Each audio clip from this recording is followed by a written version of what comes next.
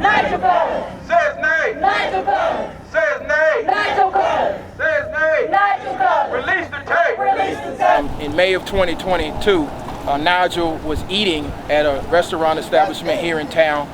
He was in mental health distress. His mother had already called 911 to summon emergency care for him. He was in an altered state mentally. And so he went into the Fogo de Chao. He had some words with a few of the staff members. The police were summoned. When the police came in, he raised his hands and was attempting to surrender when they tased him. After they tased him, he took off running. He was tackled by a security guard. Subsequently, there's an allegation that a weapon was discharged. We still have questions about that. But what we know happened was after he was tackled to the ground, he was shot while he was on the ground. And then moments later, after he was at that point subdued, he was shot some more. So we are very concerned about what we saw in that video. The narrative that's been put out here needs to be corrected. Nygil's name needs to be cleared. Fulton County has definitely failed my family and has failed Nygil Cullins. A year later, after his death on May 18, 2022, we're still wanting answers, and we want his name to be cleared. I have personally seen the tape, and Nygil's name needs to be cleared. He did not shoot, and we want his name to be cleared. Stop saying that he shot to justify his killing. 10 shots needs to be justified, and we want answers on why he was brutally killed on May 18, 2022, which has changed my family's life forever. And now I'm having to hold a sign of my nephew to keep his name alive. We want answers. Fulton County, you owe us, and we deserve answers. I stand before you, and by now I'm not an unfamiliar face, and I'm not going anywhere. I'm standing in honor of my son.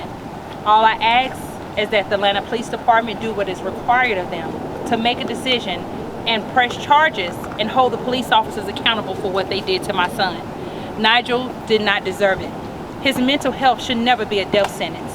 When we call and we cry out for help, within my industry is what I do, save lives every day, work with individuals with mental health and substance abuse issues. And the sad part about it, I had to stand before you because I couldn't help my son because of a broken system. The system needs to be fixed. Atlanta Police Department needs to release the body cam footage. Show the truth. Atlanta Police Department need to give an updated statement.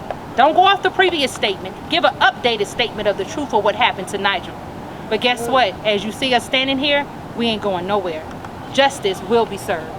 Say his name! Nygil Cullins. Say his name! Nygil Cullins. We're here at the Public Safety Headquarters, Atlanta Police Department, demanding the release of the tape in the shooting death of Nygil Cullins. We have strong and serious concerns about the facts surrounding the shooting.